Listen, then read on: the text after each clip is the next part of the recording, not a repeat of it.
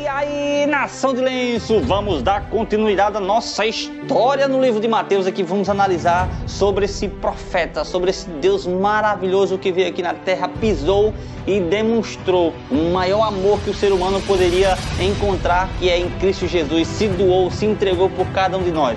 Mas analisando ainda a história de Jesus, a gente viu que ele escolheu a sua unidade de 12, começou a dar instruções ali, o Sermão do Monte, começou a falar como se deve orar, deu exemplo extraordinário ali, e agora a gente vai ver, depois dele ensinar, ele vai colocar em prática agora tudo aquilo que ele aprendeu, tudo aquilo que ele ensinou para os seus discípulos, ele vai colocar em prática como um bom professor. Ele começa a ensinar agora na prática, e a prática leva à perfeição. Jesus começa a ensinar para aqueles apóstolos. A gente vê no capítulo 8 a cura de um leproso, a cura do criado de um centurião, a cura da sogra de Pedro, muitas outras curas.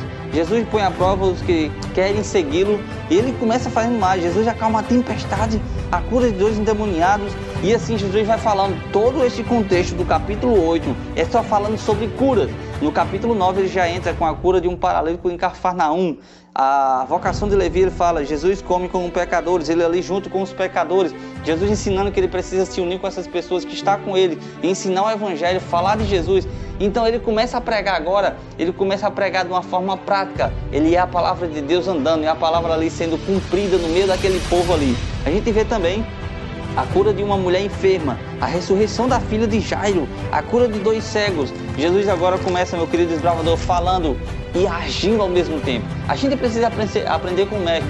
Será que as nossas orações estão sendo vazias? Será que as nossas orações estão chegando até as pessoas? Desbravador, talvez você tenha um colega que esteja passando por alguma dificuldade. Você precisa sim orar, mas você precisa agir. Vai na casa dessa pessoa, ora com essa pessoa, fala de Jesus para ela. Está precisando do alimento? Não ora só, não só apenas ora, mas ora e corre atrás, procura a cesta básica para levar para essas pessoas. A gente precisa viver o evangelho assim como Jesus viveu. Ele ensinou e depois começou a ensinar para os seus discípulos na prática.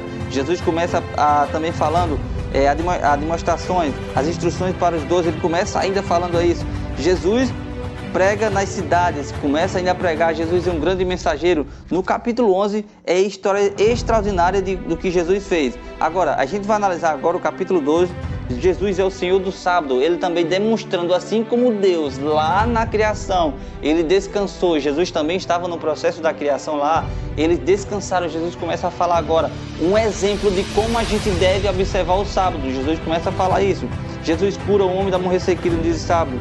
Jesus se retira ali também, cura o endemoniado, cego, mudo, a blasfêmia dos fariseus. Jesus faz grandes milagres no dia de sábado, dizendo que é lícito ao sábado fazer o bem. Ei, vocês têm que prestar atenção a uma coisa. No sábado, a gente tem que parar o nosso trabalho secular, mas intensificar o nosso trabalho para o Senhor. Visitar os órfãos, orar por aquelas pessoas, visitar a maternidade. Esse não é o momento da gente estar fazendo isso agora, porque estamos em pandemia. Estamos agora todo trancafiado, mas ora, clama, e se tiver oportunidade, vai na casa da pessoa uma vez, se protege ali. Se precisar de alimentação, de alimento, consegue uma cesta básica. Se você não quer ir, manda por alguém, porque as pessoas estão precisando, estão carecendo também de alimento.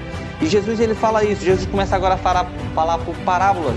E a gente vê no capítulo 13 a parábola do semeador, a explicação da parábola. Jesus começa a explicar a parábola do joio, a parábola do grão de mostarda, a parábola do fermento. E ali Jesus começa dando ensinamento. O capítulo 13 é recheado de parábola. Eu convido vocês a estudar esse capítulo, do capítulo 8 ao capítulo 13, analisar ponto por ponto da história de Jesus, dos ensinamentos, dos exemplos que ele deixou. Desbravador, você precisa agora se fortalecer, se encher do Senhor. Conheçamos e prossigamos em conhecer o Senhor. A Bíblia fala isso. A gente precisa esquecer um pouco o mundo e se focar mais na palavra de Deus, estudar mais, entender mais sobre esse plano maravilhoso, sobre esse Deus do qual a gente muitas vezes diz que crê nele, mas não estudamos da forma correta. Desbravador, pega a palavra de Deus, medita nela de dia e de noite e grava em seu coração, porque você vai precisar. Você faz parte do exército de Deus, mas se você não estiver sabendo usar a espada da forma correta, você nem vai saber se defender e também não vai saber atacar